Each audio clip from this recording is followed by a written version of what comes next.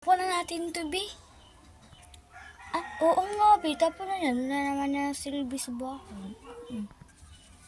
Hoy, anong itatapon? Magkakamit ako yan. Ilagay na sa lababo. Hugasan ko mamaya. Ma! Wala na shampoo! Ubus na! Anong ubos? Akin ang mo yun. Eto. Kita mo rin magtipid. Ha? Kita mo dyan.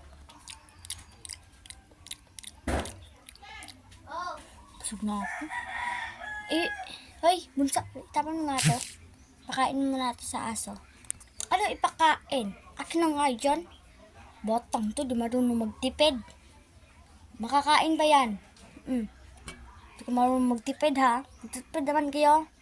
Wala ko anak na mayaman. Ayoko na itong damit ko. Luma na to. Sige ka. Gusto mo bili kita ng bagong damit? Ha?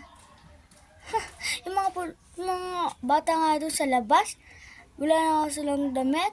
Tapos ikaw, bibili pa ka ng bago. O kaya lahat ng damit mo, ibibigay ko sa kanila. Ha? Magtipid ka, di ka marunong magtipid.